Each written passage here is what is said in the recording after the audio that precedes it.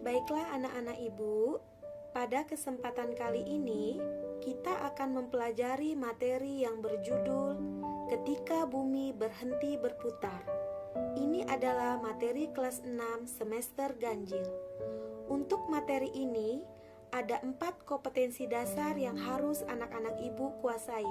Di antaranya, yang pertama, kompetensi 1.3, meyakini adanya hari akhir sebagai implementasi dari pemahaman rukun iman. Yang kedua, kompetensi 2.3, yaitu menunjukkan perilaku rendah hati yang mencerminkan iman kepada hari akhir. Yang ketiga, kompetensi 3.3, memahami hikmah beriman kepada hari akhir yang dapat membentuk perilaku akhlak mulia. Dan yang keempat, kompetensi 4.3, yaitu menunjukkan contoh hikmah beriman kepada hari akhir yang dapat membentuk perilaku akhlak mulia. Anak-anak ibu yang soleh dan soleha semuanya, pada materi Ketika Bumi Berhenti Berputar ini ada 5 subtema yang akan kita pelajari. Yang pertama, kita akan mempelajari tentang makna hari akhir. Yang kedua, macam-macam hari akhir. Yang ketiga, nama-nama hari akhir. Yang keempat, tanda-tanda hari akhir. Dan yang kelima, hikmah hari akhir. Nah, itulah yang akan kita pelajari di materi ini. Tetap semangat ya anak-anakku semua. Baiklah, kita masuk pada subtema pertama, yaitu makna hari akhir. Segala yang ada pasti akan rusak, segala yang hidup pasti akan mati, dan pada akhirnya semua yang di bumi dan di langit beserta isinya akan rusak dan hancur. Tidak ada yang tersisa kecuali Allah Subhanahu wa Ta'ala. Sebagai seorang muslim, kita harus percaya akan datangnya hari kiamat atau hari akhir, karena hari akhir itu pasti terjadi. Nah, kapan datangnya hari akhir? Tidak ada seorang pun yang mengetahui kapan datangnya hari akhir tersebut. Hanya Allah Subhanahu wa Ta'ala saja yang mengetahuinya. Yang terpenting bagi kita adalah mempercayainya dengan sepenuh hati dan mempersiapkannya dengan sungguh-sungguh. Sebelumnya, ibu ingin bertanya, siapa yang sudah tahu apa sih hari akhir itu? Ada yang tahu? Iya, hari akhir adalah berakhirnya kehidupan di alam dunia ini. Iman kepada hari akhir adalah percaya adanya kehidupan di akhirat yang kekal abadi setelah kehidupan di dunia ini. Pada hari itu, setiap manusia akan memperoleh balasan yang sesuai dengan amal perbuatannya selama hidup di dunia. Bagi yang beriman dan banyak beramal soleh, maka ia akan mendapatkan balasan surga. Tetapi sebaliknya, jika amal yang ia perbuat selama di dunia adalah kejelekan, maka neraka yang akan menunggunya kelak. Peristiwa hari akhir ini sudah dijelaskan oleh Allah Subhanahu wa Ta'ala dalam Quran surat Al-Qari'ah ayat 1-11. Apa hukum beriman kepada hari akhir, nak? Mengimani hari akhir merupakan salah satu dari rukun iman, yaitu rukun iman yang kelima. Nah, jika kita tidak mengimaninya, maka tidak sempurnalah keimanan kita. Ya anak-anakku semua, untuk itu hukum beriman kepada hari akhir adalah wajib. Mari kita simak Quran surat Al-Qari'ah ayat 1-11 berikut ini. Bismillahirrahmanirrahim. Dengan nama Allah yang Maha Pengasih, Maha Penyayang. Al-Qari'ah, hari kiamat.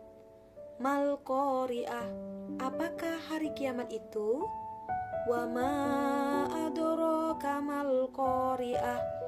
Dan tahukah kamu apakah hari kiamat itu? Yauma yakunun nasu kal farashil mabthus. Pada hari itu manusia seperti laron yang berterbangan. Wa takunul jibalu kal ihnil manfus. Dan gunung-gunung seperti bulu yang dihambur-hamburkan. Fa amma man sakulat mawazinu. Maka adapun orang yang berat timbangan kebaikannya, fahuwa fi 'isyatir radiyah, maka dia berada dalam kehidupan yang memuaskan dan senang. Wa amma man khaffat mawazinu. Dan adapun orang yang ringan timbangan kebaikannya, fa ummuhu hawiyah, maka tempat kembalinya adalah neraka hawiyah. Wa ma adraka ma hiya. Dan tahukah kamu apakah neraka hawiyah itu? Narun hamiyah, yaitu api yang sangat panas. Surat Al-Qari'ah di atas memberikan gambaran peristiwa hari kiamat. Peristiwa hari kiamat lebih dahsyat dari gempa bumi, lebih mengerikan dari angin kencang maupun tsunami. Gunung yang tinggi pun akan porak-poranda, apalagi manusia yang ukurannya lebih kecil. Semuanya terjadi karena kehendak Allah Subhanahu wa Ta'ala yang menciptakan alam semesta beserta isinya. Allah jugalah yang berkuasa untuk melenyapkannya.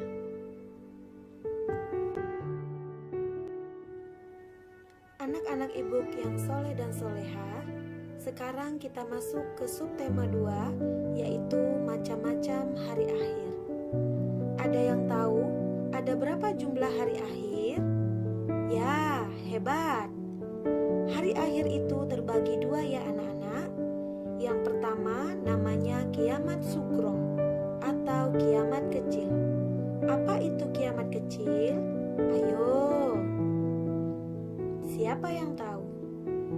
Kiamat kecil adalah berakhirnya sebagian alam, seperti matinya seseorang, matinya hewan, tanah longsor, gempa bumi, gunung meletus, dan sebagainya. Setiap manusia pasti mengalami kiamat kecil, yaitu kematian. Sebagaimana firman Allah Subhanahu wa Ta'ala dalam surat Al-Ankabut ayat 57. Kullu nafsin dha'iqatul maut, summa ilaina turja'un. Setiap yang bernyawa akan merasakan mati, kemudian hanya kepada kami kamu dikembalikan.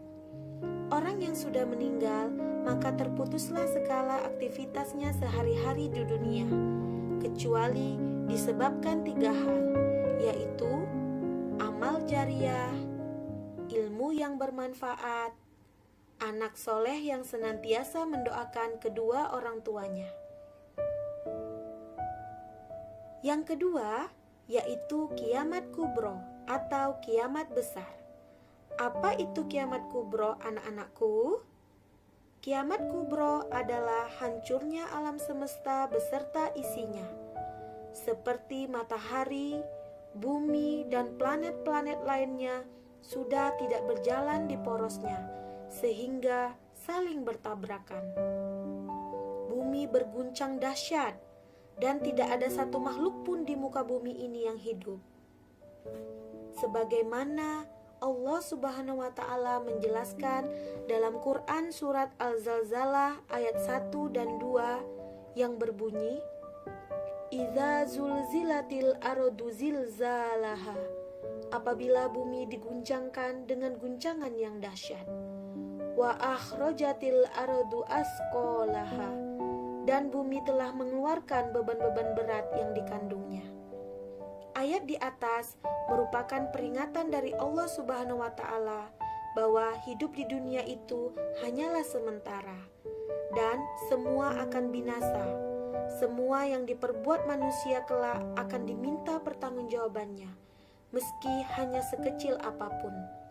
Oleh karena itu, anak-anakku semuanya, marilah kita berlomba-lomba berbuat kebaikan dan memperbanyak amal soleh, yang mana kebaikan itu menjadi bekal untuk kita kelak di akhirat nanti.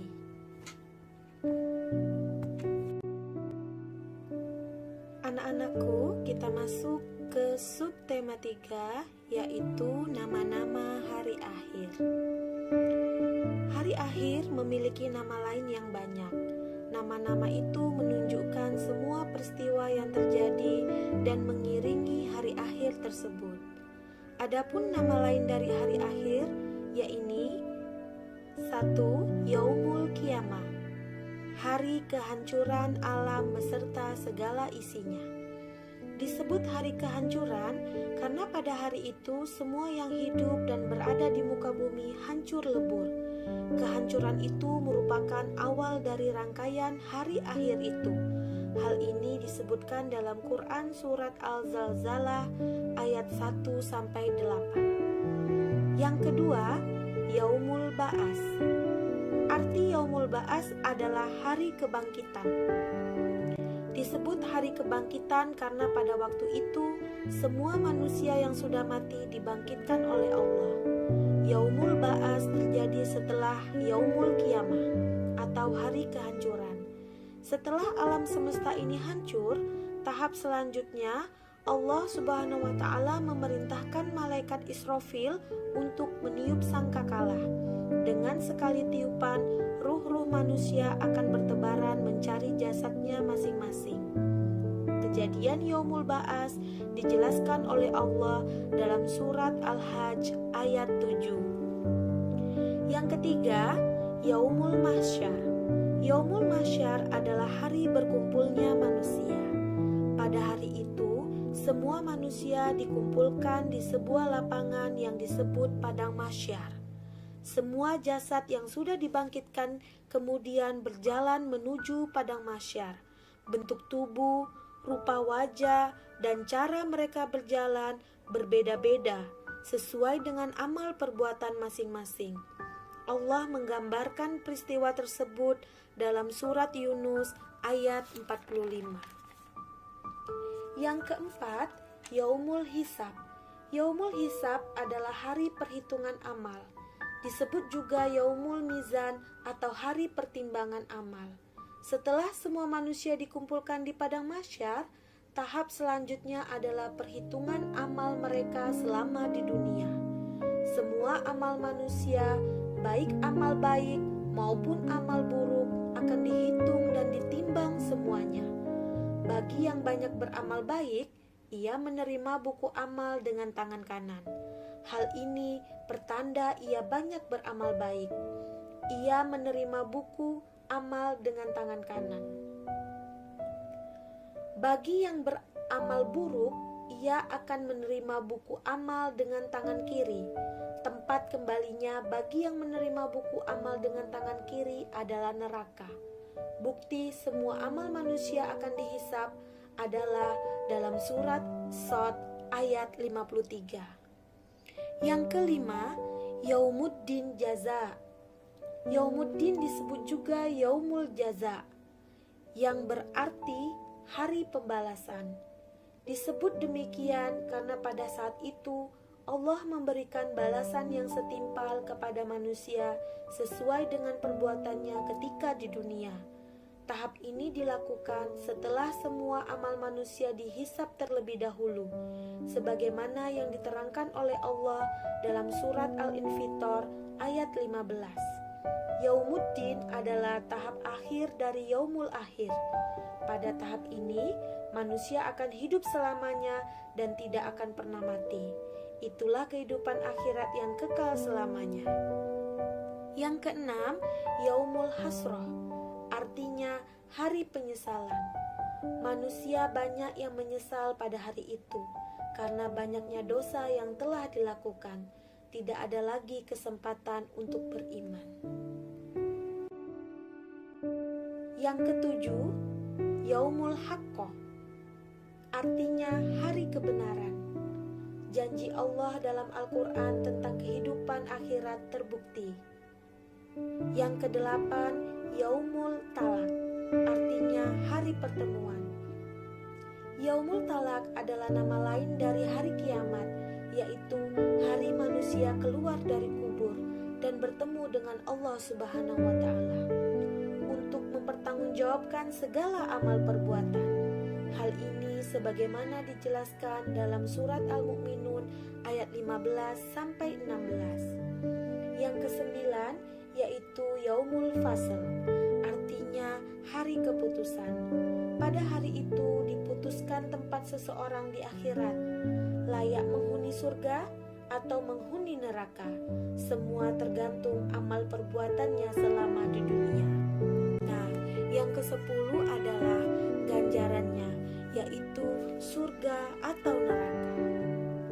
Di akhirat nanti anak-anak, ada 2 tempat pembalasan atas amal perbuatan manusia selama di dunia, yaitu surga dan neraka. Surga adalah tempat yang penuh dengan kenikmatan sebagaimana balasan orang yang beriman dan beramal soleh. Sedangkan neraka adalah tempat yang penuh siksaan bagi orang kafir dan bermaksiat. Sebagaimana Allah berfirman dalam Quran surat Al-Bayyinah ayat 6-8 yang berbunyi, sesungguhnya orang-orang kafir yakni ahli kitab dan orang-orang yang musyrik akan masuk ke neraka jahanam. Mereka kekal di dalamnya. Mereka itu adalah seburuk-buruk makhluk. Sesungguhnya orang-orang yang beriman dan mengerjakan amal saleh, mereka itu adalah sebaik-baik makhluk. Balasan mereka di sisi Tuhan mereka ialah surga Ad, yang mengalir di bawahnya sungai-sungai. Mereka kekal di dalamnya selama-lamanya. Allah ridho terhadap mereka dan mereka pun ridho kepadanya. Yang demikian itu adalah balasan bagi orang yang takut kepada Tuhannya. Nah, anak-anakku yang soleh dan solehah, jika kamu ingin selamat di dunia dan di akhirat, kamu harus banyak mengerjakan amal soleh. Misalnya, melaksanakan sholat 5 waktu, berbuat baik kepada kedua orang tua, kepada teman, tetangga, saudara, dan orang lain. Insya Allah, kalau kita selalu berbuat baik, maka Allah akan memberikan surga kepada kita. Amin, amin, ya robbal alamin. Anak-anakku, subtema selanjutnya adalah tanda-tanda hari akhir. Tanda-tanda hari akhir ini dibagi menjadi 2, yaitu tanda-tanda kecil hari akhir dan tanda-tanda besar hari akhir. Yang termasuk pada tanda-tanda kecil hari akhir, yang pertama, ilmu agama dianggap tidak penting. Banyak orang yang tidak mau mempelajari agama karena menganggap agama itu urusan ustadz atau ulama. Aturan agama tidak dipakai dalam mengatur kehidupan, padahal sebagai orang yang beriman, kita harus mengikuti aturan agama. Yang kedua, perbuatan maksiat dilakukan secara terang-terangan. Banyak kejahatan yang terlihat di berbagai media dilakukan oleh orang-orang secara terang-terangan. Yang ketiga, jumlah wanita lebih banyak daripada laki-laki. Yang keempat, minuman keras menjadi minuman sehari-hari. Yang kelima, banyak alim ulama yang meninggal dunia. Yang keenam, perempuan menyerupai laki-laki atau sebaliknya. Yang ketujuh, pembunuhan merajalela. Yang kedelapan, banyak manusia yang menginginkan dirinya mati. Dan yang ke-10, mencari kesenangan dunia tanpa memperhatikan halal dan haram. Nah, itulah tanda-tanda kecil hari akhir yang bisa kita lihat saat ini ya nak ya. Sudah banyak sekali terjadi.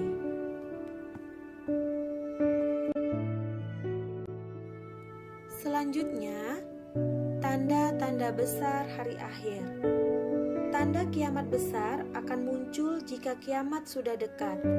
Rasulullah Shallallahu Alaihi Wasallam pernah bersabda bahwa kiamat tidak akan muncul sebelum kamu melihat 10 tandanya. Apa saja 10 tanda kiamat tersebut? Yang pertama adalah munculnya kabut asap atau dukhan. Asap akan memenuhi timur dan barat selama 40 hari. Yang kedua, munculnya Dajjal yang mengaku dirinya Tuhan. Dia akan menyesatkan umat Islam. Yang ketiga, munculnya binatang melata dari bumi yang bisa berbicara. Yang keempat, matahari terbit dari arah barat. Hal ini pertanda sudah ditutupnya pintu taubat. Tidak diterima keimanan siapapun yang belum beriman sebelumnya. Yang kelima, turunnya Nabi Isa alaihissalam yang akan membunuh Dajjal. Kemudian beliau akan menjalankan ajaran Nabi Muhammad SAW. Yang keenam, keluarnya Ya'juj dan Ma'juj, bangsa pembuat kerusakan di bumi. Yang ketujuh, terjadinya gerhana di timur. Dan yang kedelapan, terjadinya gerhana di barat. Yang kesembilan, terjadinya gerhana di Jazirah Arab. Dan yang kesepuluh, keluarnya api dari Yaman. Itulah 10 tanda-tanda besar hari akhir.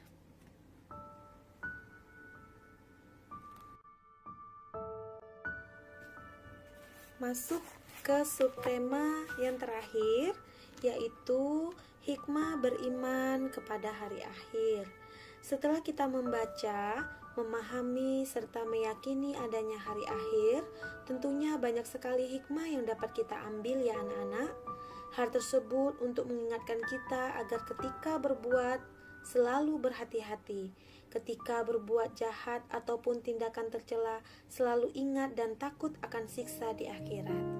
Adapun hikmah dari hari akhir adalah yang pertama, mendorong manusia untuk tekun beribadah. Yang kedua, mendorong manusia untuk berbuat kebaikan. Yang ketiga, menghindari perbuatan tercela. Yang keempat, selalu mohon ampun kepada Allah Subhanahu wa Ta'ala. Yang kelima, sabar ketika ditimpa musibah. Yang keenam, bersikap jujur, disiplin, dan bertanggung jawab. Yang ketujuh, selalu waspada dan menjaga lingkungan. Yang kedelapan, tidak menunda pekerjaan. Yang kesembilan, bertambah yakin dengan kebesaran dan kekuasaan Allah Subhanahu wa Ta'ala. Yang kesepuluh, semangat mengerjakan perintah Allah Subhanahu wa Ta'ala. Yang ke-11, mendidik manusia mempersiapkan masa depan. Dan yang ke-12, memperjelas tujuan hidup manusia. Setelah memperhatikan hikmah-hikmah tersebut, Ibu harapkan anak-anak Ibu semua dapat mengimplementasikan perilakunya dalam kehidupan sehari-hari. Demikianlah materi pembelajaran kita pada hari ini. Semoga apa yang kita pelajari bermanfaat dan bernilai ibadah di mata Allah Subhanahu wa Ta'ala. Semoga anak-anak Ibu yang soleh dan soleha semuanya menjadi insan yang lebih baik di setiap harinya. Amin amin ya robbal alamin.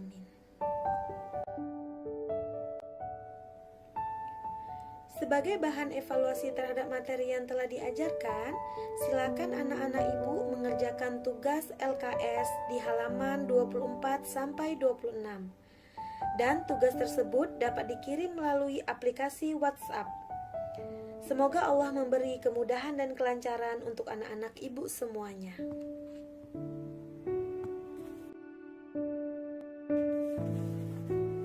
Demikianlah pembelajaran kita hari ini. Semoga bertemu lagi di lain kesempatan. Selamat belajar dan semoga sukses untuk anak-anakku. Assalamualaikum warahmatullahi wabarakatuh.